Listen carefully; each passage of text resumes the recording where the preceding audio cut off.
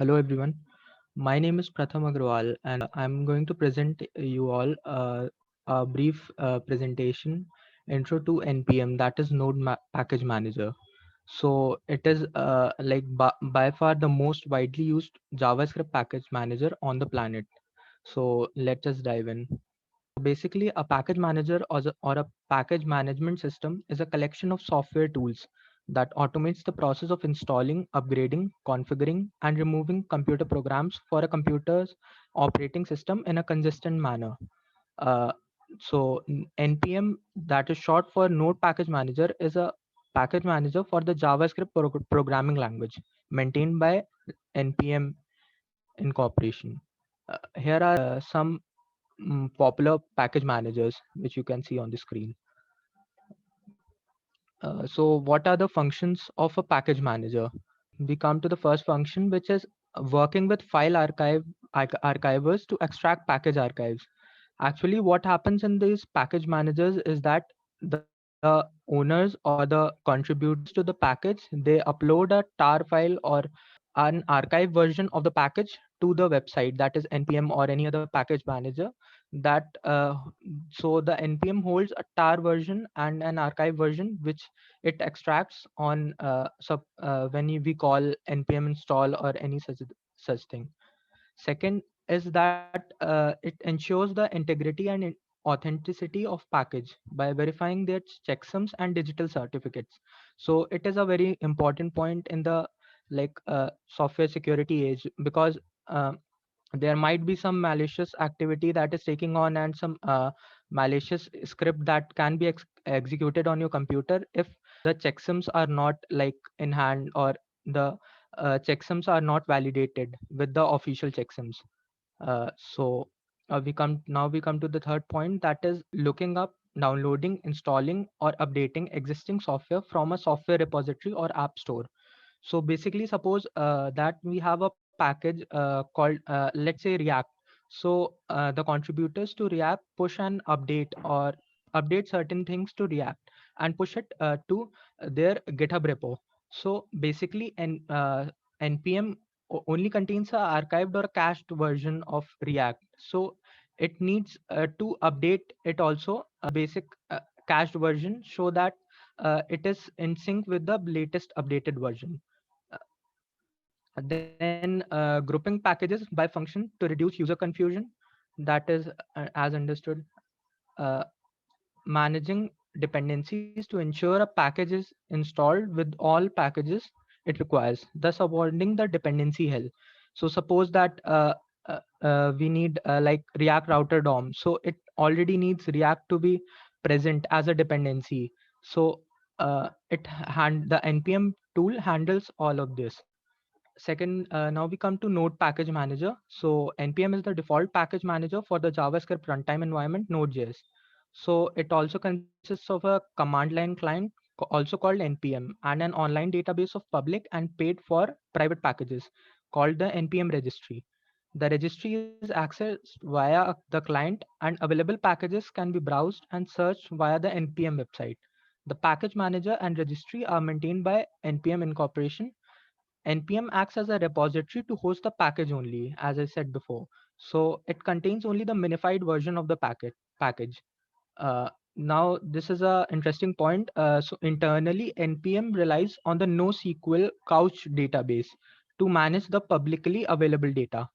And it's also a fact that npm is not supported by Dino.js, which is the latest runtime environment made by the creator of Node.js. uh, so npm is not right now compatible with Dino.js. You have to use Yarn, which is its competitor. So now we come to the npm's ownership and rise.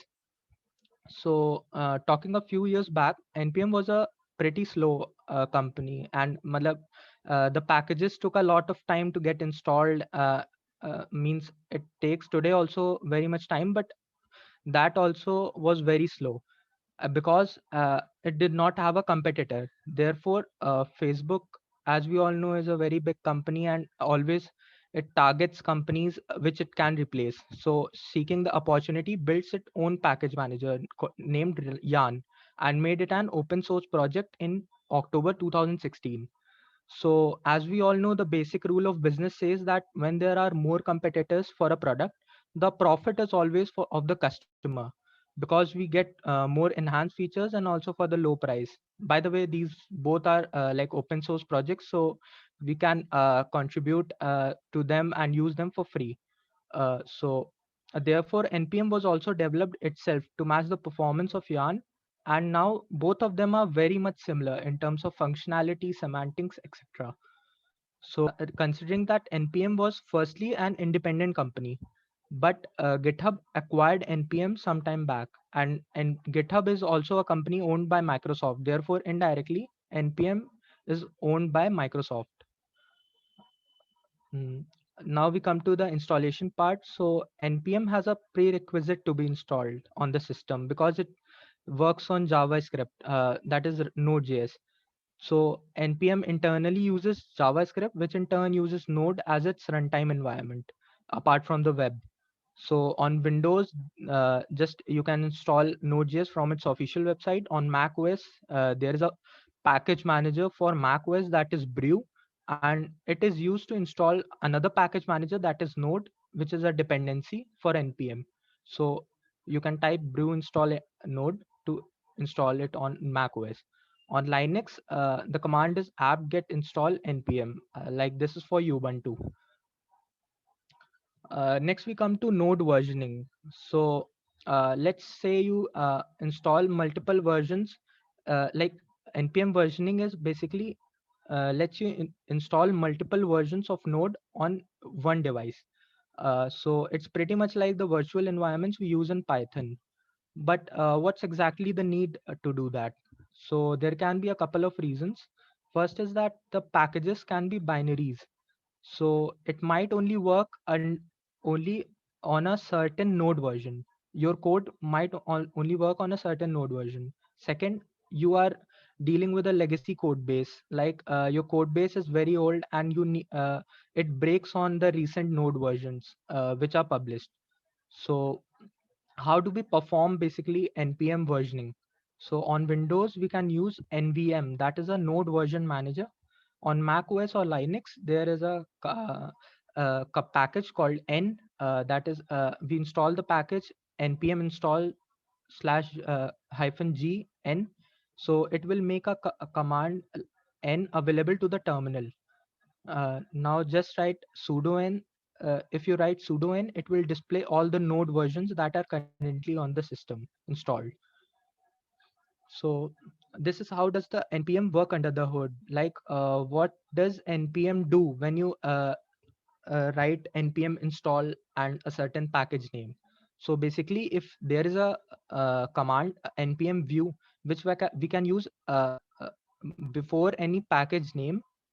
So like I have used npm view react, so it mentions all the details of the package. And as you can see, there is a destination or a tarball url, that is the tarz file that npm installs and basically decompresses to install node or the package into as a dependency to your project.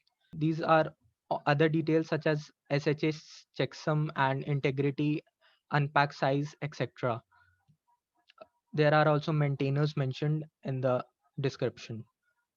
So next we come to local versus global modules. So the main difference between a local and global packages is this: local packages are installed in the directory where you run npm install and then the package name, and they are in the node modules folder under this directory. The global modules can be accessed throughout the system. They are available like globally throughout the system. So these are the basically commands to make a package. We basically pass a flag hyphen hyphen global to make a package globally installed. So global modules can be used as a command line tool if they allow.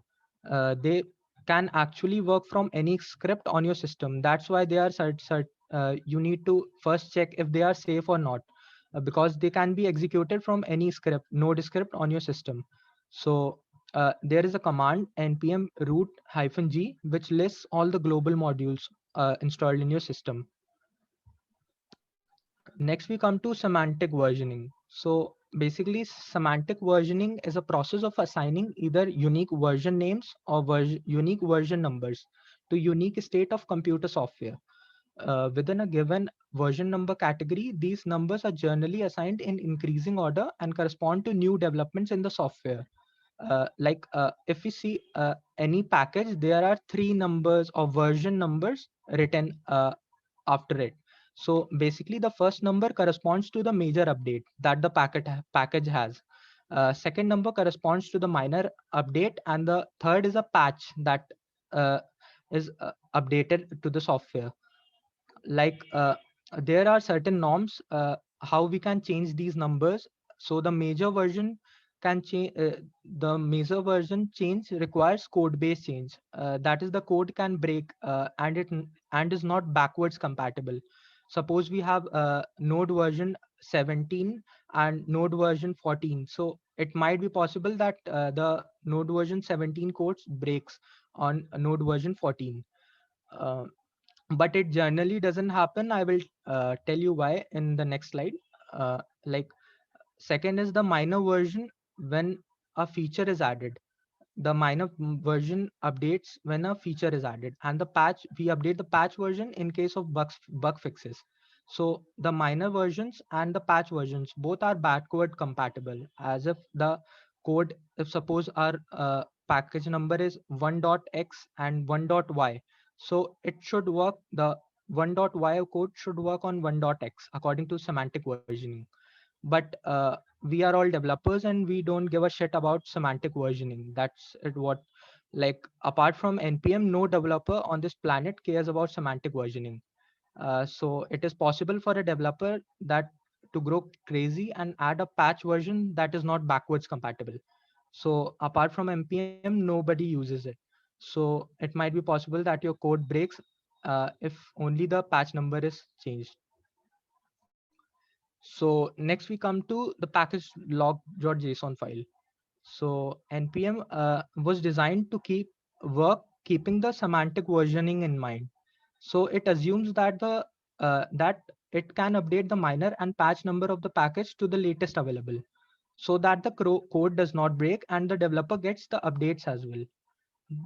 But as the developers do not follow semantic versioning, the code does not break, does not work, as there might be incompatible changes introduced in the minor or the patch updates as well. So that's why we needed a package log.json file. Basically, it logs the dependencies and their version numbers used exactly while building the project. It additionally stores the URL of the package, checksum, etc. uh, Next, we come to semantic versioning in package.json file. So sometimes we see that in package.json files, under the dependency key, where the packages are mentioned. Suppose we have a package called Lodash. So if we see a tilde sign uh, before the version number, so it basically means that we can change only the patch number. Suppose you some suppose let's say Abhishek has done a project and he used Lodash version 4.8.0 in his project, and he passed on the dependency in the package.json file. The dependency Lodash is passed as tilde symbol, then 4.8.0. So when I will install it on my computer, so the Node.js will look for the best or the latest patch number to which it can upgrade the package, so that I will get the most updated code, and there are not like dependency issues also. The code does not break as such. Next, we come to the caret symbol. So caret symbol is used when we want to update the minor number as well. So like in the version numbers, we can update the minor number as much as possible, and the patch number also as much as possible. It is basically the default behavior of npm. It performs the updation according to this only if we do not pass anything. And if we like do not pass any symbol in front of the version numbers. So it assumes that we need to install the same, exactly the same package. So it picks up exactly the same package, no matter how upgraded the package has become now. So that's what is about the semantic versioning. Next, we come to the dependencies. Uh, so basically, npm I and the package number installs the package under the dependencies key in the package.json. So there is a caution every time we run npm install on any project, the dependencies under the dependencies key in the package.json file will always be installed. So like I can give you examples like tools like Webpack or Babel should not be installed as a plain dependency because it will get installed every time you work on any other project. So as they are only needed while developing the application. So we can use npm install webpack then hyphen hyphen save hyphen dev to install it as a dev dependency or a development dependency. So dev dependencies will not be installed on the production server and the code will be short and safe. Next we come to peer dependencies. So some points about peer dependencies are they are not needed if you are creating your own app. So where are they needed? So they are used if we are creating an npm package. Basically, it is not explicitly installed, but expect that the host should have the packages. For example, React Router DOM is a renderer of React on the web. Therefore, it's useless to have React as a dependency of React Router DOM as it would install two different React packages. Therefore, React is a peer dependency for React Router DOM and not a like dev dependency or any other dependency. Next, we come to npm scripts. So npm scripts is a key, which is a JSON array in the package.json file. We can write a custom npm scripts. So the scripts are basically commands to execute in our terminal or command prompt, depending on the operating system you are working on. So suppose like this is the extract from a package.json file. So in custom script, I have written echo blah blah.